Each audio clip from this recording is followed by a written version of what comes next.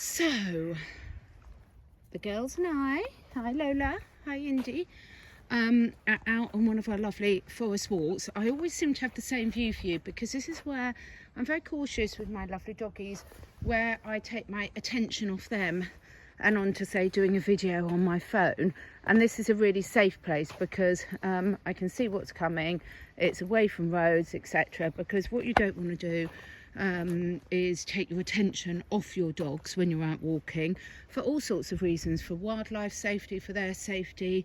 There's a lot of dog thieves around these days, which is a horrible thing to say.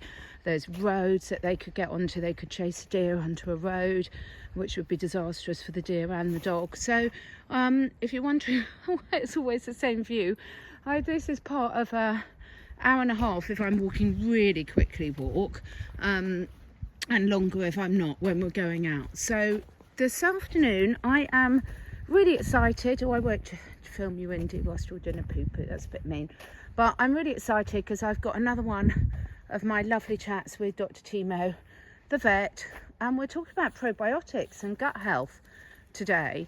And it's a huge subject. I mean, we could do an hour a week all year and still only get through half of it. But what I wanted to show you, for people that cannot afford to buy products and that say, well, it's all right for you, I can't afford to do this. This is probably the most important thing that any of us can do for us and our animals in terms of gut health. Get out in nature. Now you can see here the brackens and the ferns just turning brown because it's autumn here. So Lola's thinking, what's she talking about? What am I talking about, Indy? Isn't she beautiful? Look how fit these dogs are.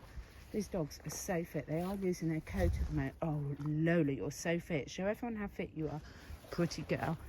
But yeah, so costs nothing. Yes, okay, some of you might have to drive somewhere, but for your mental and physical health, for you and your dogs, we'll talk about cats in a minute, getting out in nature, so getting in the woods or on the beach, are the two most healing things and restorative things that you can do for your microbiome.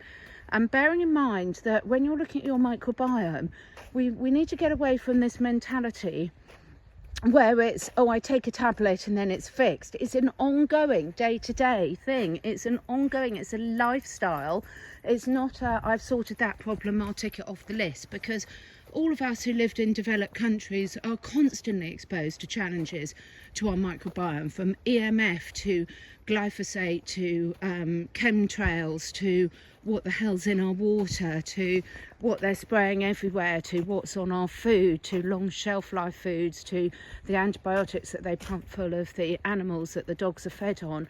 You name it, I could go on forever on that one. So it's a lifestyle choice. So getting out in nature, getting in contact with her, letting your dogs roll, play, lick from puddles, as long as they're not got, near roads or got danger of chemicals in them. It's so important, isn't it, Lola?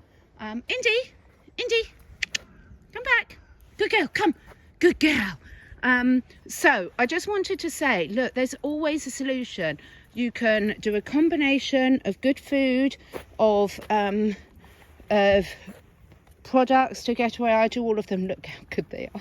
They're so cute. You're so cute. Those were the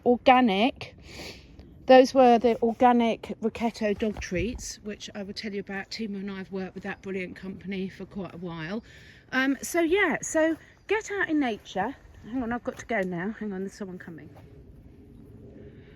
Sorry, I had to end that a bit abruptly because there was the tiniest little Maltese Terrier puppy coming that I've ever seen, and mine are a lot bigger than that and can be a bit boisterous in play. So I didn't want to be talking on a video while someone saw their puppy bowled over by two big of my boisterous dogs. Anyway, so just what I wanted to say is, when you're looking at feeding your microbiome, there's always lots of different options, and there's not a magic pill for anything. So we will be talking later about some of the great products that I recommend to support living in today's polluted world. And we all live in different places and we've all got different challenges. So, what I need and my dogs need might be very different to what you and your dogs need, and cats.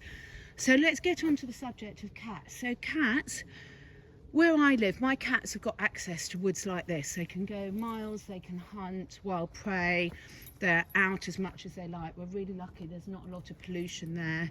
There isn't a lot of pesticide spraying, although some of my neighbours do use pesticides and herbicides, which obviously I do not have control over, even though I keep butting my nose in and sending them articles on it. But you know, unfortunately it's their land, they can do what they want with it. So some of my cats would have exposure to chemicals, which is obviously a high risk.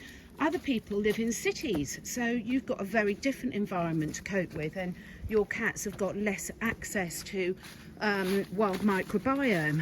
And then other people have indoor cats, which is a massive challenge to keep a healthy microbiome if you're living inside, because basically you are separating your pet from nature. Now, that's not a judgment saying that, it's a fact. So anyone who's got an indoor animal or one in a very urban environment is going to have to work harder to keep their animals microbiome and also their own microbiome fully functional.